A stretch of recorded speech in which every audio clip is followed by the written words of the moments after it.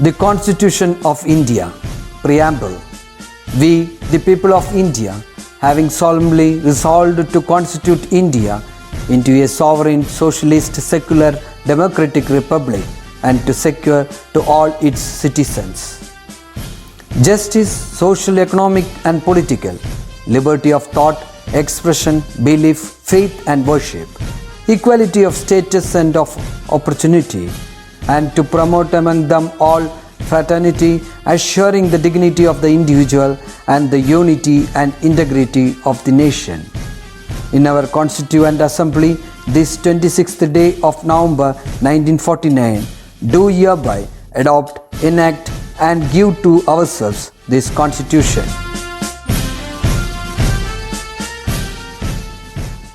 സുഗതകുമാരി സ്വാതന്ത്ര്യസമര സേനാനിയും കവിയുമായിരുന്ന ബോധേശ്വരൻ്റെയും സംസ്കൃതം പ്രൊഫസറായിരുന്ന കാർത്യായനി അമ്മയുടെയും മകളായി 1934 ജനുവരി 22 ആറന്മുളയിൽ ജനിച്ചു.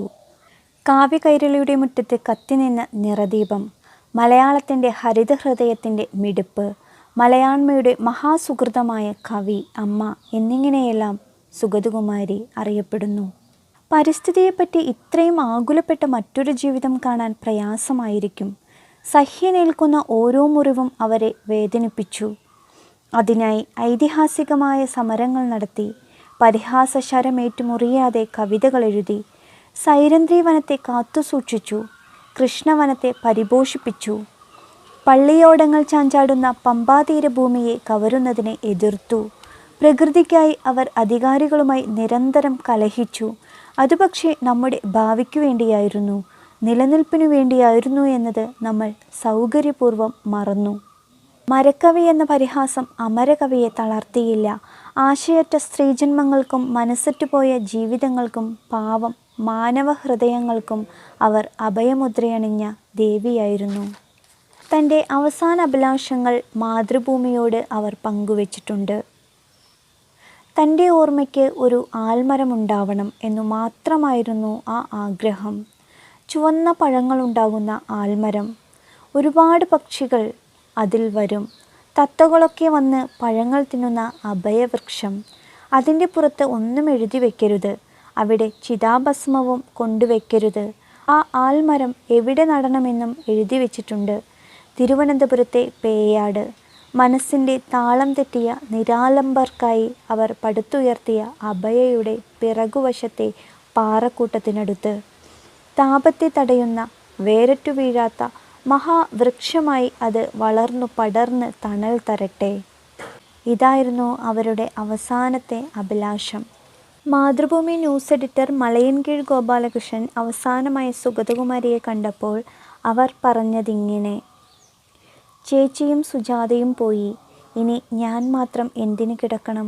ജീവിതത്തിൽ ഞാൻ എന്തിനു വേണ്ടി പോരാടിയോ ആ അധർമ്മശക്തികളെല്ലാം വീണ്ടും പുനർജീവിക്കുന്നു. മലകളും പുഴകളും നശിക്കുന്നു. സഹ്യാദ്രിയിൽ പോലും പാറകൾ പൊട്ടിക്കലും മരം മുറിക്കലും തകൃതിയായി നടക്കുന്നു. മദ്യവും മയക്കുമരുന്നും നാടിനെ മുടിക്കുന്നു. സ്ത്രീകൾക്കും കുട്ടികൾക്കും നേരെയുള്ള അക്രമങ്ങളും കൊലപാതകങ്ങളും കൂടിക്കൊണ്ടിരിക്കുന്നു. ഇനി ഇതിനെതിരെ പോരാടുവാൻ എനിക്ക് ശക്തിയില്ല. എത്രയും വേഗം ലോകത്തു നിന്നും പോകണം. എനിക്കിനി അധിക കാലമില്ല. എൻ്റെ മരണം അടുത്തിരിക്കുന്നു. എൻ്റെ ശവശരീരത്തിൽ ഒരു പൂവും ഇടാൻ പാടില്ല. സർക്കാരിൻ്റെ ഔദ്യോഗിക ബഹുമതികളൊന്നും എനിക്ക് വേണ്ട. ശരീരം തന്നെ മെഡിക്കൽ കോളേജിന് കൊടുക്കണമെന്നായിരുന്നു ആഗ്രഹം. പക്ഷേ ബന്ധുക്കൾ അതിനെതിരാണ്. അതിനാൽ ഇത്രയും വേഗം ശരീരം ശാന്തി കവാടത്തിൽ ദഹിപ്പിക്കണം.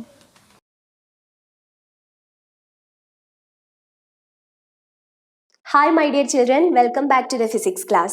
Today let's discuss the remaining portions from the 5th chapter, magnetism and matter. So let's begin with the topic, the dipole in a uniform magnetic field. So my dear children, consider a dipole of dipole moment, magnetic dipole moment M, which is placed in a uniform magnetic field B. So what happens to this dipole when it is placed in an external uniform magnetic field? Yes, there will be a torque acting on this dipole, right? And what about the expression for this torque?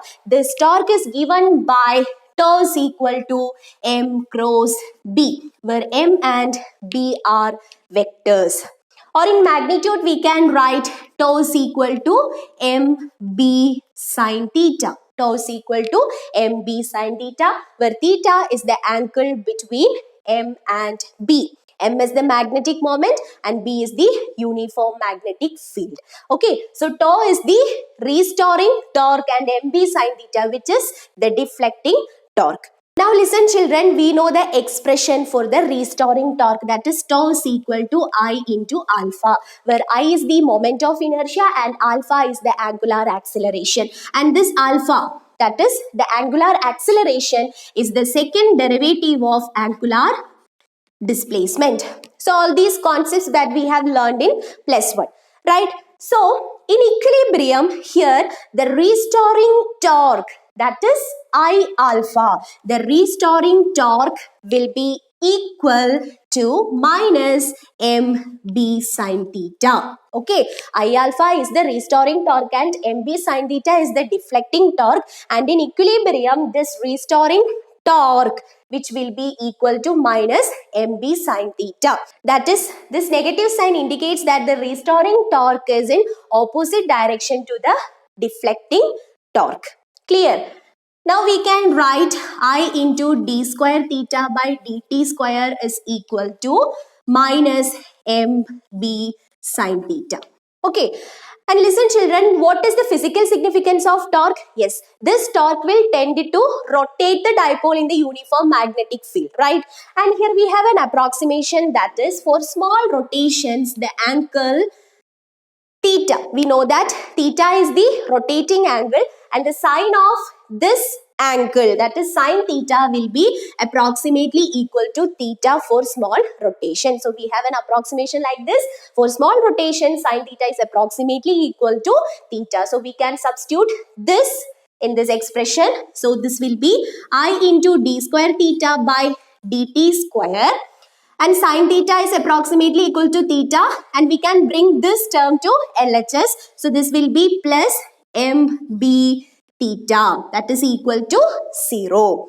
Now divide the equation throughout by I. So we will be getting d square theta by dt square plus mb by I into theta is equal to 0. Okay, so dividing throughout by I, we will be getting an expression like this, d square theta by dt square plus mb by I into theta is equal to 0. And similar expression that we have learned last year. Can you recall that expression? And that is the equation for simple harmonic motion, d square x by dt square plus omega square x is equal to 0. Okay, so this equation, which is also representing the same simple harmonic motion, so we can compare these two expressions. So from this, instead of omega square here in this expression, we have mb by I. So from this, what is omega? Omega is equal to root of mb by I, right? Root of mb by I. And from this, we can write an expression for the time period. That is, we know that t is equal to, the time period, t is equal to 2 pi by omega. Or from this, that is equal to 2 pi by omega. That is root of mb by I. So what about the expression for time period? It will be 2 pi into root of I by mb. So this is the expression for time period. So hope you understood this derivation. Now listen children, let's derive an expression for the potential energy of a magnetic dipole. So now we know the physical significance of torque acting on a dipole, and which will tend to rotate the dipole in the magnetic field. So the work done in rotating the magnetic dipole in the magnetic field, which is stored as the potential energy. And here we are going to calculate this work done or this potential energy, and this potential energy is represented by um, and we will be obtaining this potential energy by integrating the torque with respect to d theta. Okay, just now we have learned the expression for the torque. acting on a dipole in a uniform magnetic field, and that is mb sin theta. So mb sin theta into d theta. Here m and b are constant, so we can take these two constant outside of this integral sign. So integral sin theta d theta. What is integral sin theta d theta? Yes, integral sin theta d theta is minus cos theta. So this will be minus mb cos theta. Okay, what is AB cos theta? AB cos theta is A dot B. So in a similar manner, we can write MB cos theta, that is M dot B. Also a negative sign is there. So what is the expression for the potential energy? Yes, the potential energy of a magnetic dipole in a uniform magnetic field is given by minus M dot B. And what about the electrostatic potential energy? Can you recall the expression? It was U is equal to minus P dot E. Okay, so instead of the electric dipole moment, here we have the magnetic dipole moment. Instead of this electric field, here we have the magnetic field. Now listen children, let's get into the next concept, that is Gauss's law in magnetism. Right, we have learned Gauss's law in electrostatics. Can you recall that Gauss's law? Yes, the total electric flux through any closed surface, closed Gaussian surface, is 1 by epsilon 0 times the charge enclosed by the surface. That is integral E dot ds, that is equal to Q by epsilon 0. This was the expression for Gauss's law in electrostatics. So same kind of law that we are going to discuss here, that is Gauss's law in magnetism. So listen children, the law states that the net magnetic flux through any closed surface is 0. The net magnetic flux through any closed surface is 0, and its mathematical expression is given by integral B dot ds is equal to 0. Electrostatics la integral E dot ds എന്ന് പറയുന്നത്, അതായത് total electric flux എന്ന് പറഞ്ഞു കഴിഞ്ഞാൽ it is 1 by epsilon 0 times the charge enclosed by the surface ആയിരുന്നു.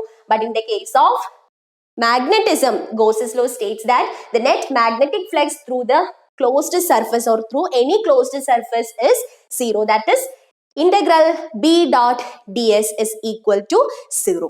So what is the explanation for this? Yes, here is the explanation for Gauss's law in magnetism. For this, observe the magnetic field lines which is depicted here and consider the Gaussian surfaces 1 and 2. Yes, here in these two cases, that is the total number of magnetic field lines leaving the surface, leaving the Gaussian surface, is balanced by the number of magnetic field lines entering the surface. നമ്മൾ 1, 2 എന്ന് പറയുന്ന രണ്ട് Gaussian surface consider ചെയ്യുന്ന സമയത്ത് എത്രത്തോളം magnetic field lines ആണോ ആ Gaussian സർഫസിലേക്ക് എൻ്റർ ചെയ്യുന്നത്, അത്ര തന്നെ അവിടെ നിന്ന് ലീവ് ചെയ്ത് പോകുന്നുണ്ട്. So what is the physical significance of Gauss's law in magnetism? Yes, there is no source or sink for magnetic field. അതായത് ഇവിടെ Gaussian surface കൺസിഡർ ചെയ്യുമ്പോൾ എത്ര മാഗ്നറ്റിക് ഫീൽഡ് ലൈൻസ് Gaussian സർഫസിലേക്ക് എൻ്റർ ചെയ്യുന്നുണ്ടോ അത്ര തന്നെ ആ Gaussian സർഫസിൽ നിന്ന് ലീവ് ചെയ്ത് പോകുന്നുണ്ട്. That means there is no source or sink for the magnetic field B, and that is the physical significance of Gauss's law in magnetism. So hope you understood Gauss's law in magnetism.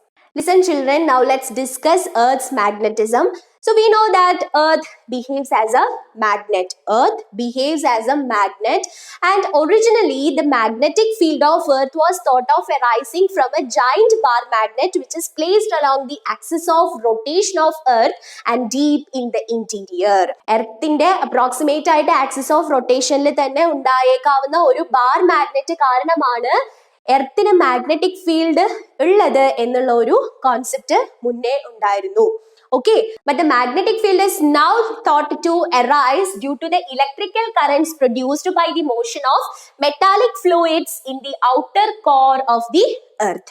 പിന്നീട് മനസ്സിലായ ഒരു കാര്യം എന്താന്ന് വെച്ച് കഴിഞ്ഞാൽ ഈ magnetic ഫീൽഡിന് കാരണം എർത്തിന്റെ ആക്സിസ് ഓഫ് റൊട്ടേഷനിൽ പ്ലേസ് ചെയ്തിട്ടുള്ള ബാർ മാഗ്നറ്റ് അല്ല, മറിച്ച് എർത്തിന്റെ ഔട്ടർ കോറിലുള്ള മെറ്റാലിക് ഫ്ലൂയിഡ്സിന്റെ മോഷൻ കാരണം അവിടെ ഇലക്ട്രിക്കൽ കറന്റ് പ്രൊഡ്യൂസ് ചെയ്യുന്നുണ്ട്. ആൻഡ് ഈ ഇലക്ട്രിക്കൽ കറന്റ് കാരണമാണ് മാഗ്നറ്റിക് ഫീൽഡ് പ്രൊഡ്യൂസ് ചെയ്യപ്പെടുന്നത് എന്നാണ് മനസ്സിലാക്കിയത്. അപ്പോൾ എർത്തിന്റെ മാഗ്നറ്റിക് ഫീൽഡിന് കാരണം എന്താണ്? It is due to the electrical currents produced by the motion of metallic fluids in the outer core of the earth. Okay, and this is known as the dynamo effect. ഈ ഒരു ഫിനോമിനനെ നമ്മൾ പറയുന്ന പേരാണ് dynamo effect. Now, the magnetic field lines of earth resemble as that of a magnetic dipole placed at the center of earth. അതായത് എർത്തിന്റെ magnetic field lines എന്ന് പറയുന്നത് എർത്തിന്റെ സെന്ററിൽ ഒരു മാഗ്നറ്റിക് ഡൈപോൾ പ്ലേസ് ചെയ്ത് അതിൽ നിന്നും വരുന്ന മാഗ്നറ്റിക് ഫീൽഡ് ലൈൻസ് പോലെയാണ് വരുന്നത്. Okay, and the axis of this magnetic dipole which does not coincide with the axis of rotation of earth. എർത്തിന്റെ ആക്സിസ് ഓഫ് റൊട്ടേഷനും അതേപോലെ മാഗ്നറ്റിക് ഡൈപോളിന്റെ ആക്സിസും തമ്മിൽ ഒരു ഡിഫറൻസ് വരുന്നുണ്ട്. And this difference is 11.3 degree. That means the axis of the magnetic dipole which does not coincide with the axis of rotation of earth. Now, the pole which is near to the geographic north pole, which is represented by Ng in this figure. So the pole which is near to the geographic north pole, that is known as the magnetic north pole, which is represented by Nm. Also, the pole which is near to the geographic south pole, which is represented by Sg. So the pole which is near to the geographic south pole is the magnetic south pole, and which is represented by Sm. The north magnetic pole, that is Nm, behaves as the south pole of a bar magnet, and the south magnetic pole, that is Sm, behaves as the north pole of a bar magnet. And that's all about Earth's magnetism. Now, the Earth's magnetic field at a place can be completely specified by 3 quantities. And these quantities are known as elements of Earth's magnetic field. And here we are going to discuss those elements. So listen children, these are the elements of Earth's magnetic field. The first one is magnetic declination, which is represented by capital letter D. The second one is angle of dip or inclination, and it is represented by capital letter I. And the third one is horizontal component of Earth's field, which is represented by capital letter He. So the Earth's magnetic field at a place is completely specified in terms of these 3 quantities, and these are known as the elements of Earth's magnetic field. Now let's discuss one by one. So the first one is magnetic declination. So let's see what is magnetic declination. It is the angle between magnetic meridian and geographic meridian. So the magnetic declination at a place is the angle between magnetic meridian and geographic meridian. So what do you mean by magnetic meridian? See children, actually it is the vertical plane passing through the magnetic north and south poles. Earth's magnetic north and south poles. That is, it is the vertical plane which is passing through Nm and Sm. Here you can see in this figure. So magnetic meridian is the vertical plane passing through Earth's magnetic north and south pole. Clear? So obviously what is geographic meridian? Yes, geographic meridian is the vertical plane passing through Earth's geographic north and south pole, or it is the vertical plane passing through Ng and Sg. And this magnetic declination is the angle between this magnetic meridian and geographic meridian, which is represented by capital letter D. Now the second one, that is angle of dip or inclination, and it is represented by capital letter I. So what is it actually? Yes, it is the angle that the total magnetic field of Earth makes with the surface of Earth. Or in other words, we can say that it is the angle between BE and HE. So these two are vectors where BE is the total magnetic field and HE is its surface component. So listen children, in the figure at a point P, the total magnetic field of Earth is represented by BE. We know that this magnetic field is a vector. So we can resolve this magnetic field into two components, that is the parallel component or the surface component as well as the vertical component. Okay, and in the figure, HE is the surface component or the parallel component or the horizontal component, and ZE is the vertical component of this magnetic field. And here, what about angle of dip? It is the angle between BE and HE, that is the magnetic field, the total magnetic field, and the horizontal component of magnetic field. Clear? Now the third element, that is the horizontal component of Earth's field, which is represented by HE, and it is the component of magnetic field of Earth in the horizontal direction. And in this figure, BE is the total magnetic field of Earth, and we have resolved this vector into two components, HE as well as ZE, where HE is known as the horizontal component of Earth's field and ZE is known as the vertical component of Earth's field. And from this figure, we can write that ZE, that is equal to BE sine I. Since it is the vertical component of Earth's field, ZE is equal to BE sine I. So what about HE? It is the horizontal component, so it is BE cos I. Okay, and from this, what is tan I? When we divide BE sin I by BE cos I, we will be getting tan I, because sin I by cos I is tan I. So what is tan I? Obviously it is ZE by HE. Okay, so this is a relation between the angle of dip or inclination ZE and HE. Also from this we can write BE, the Earth's field. BE is equal to root of ZE square plus HE square. Okay, so hope you understood this. So that's all for today. Remaining portions we can discuss in the next class.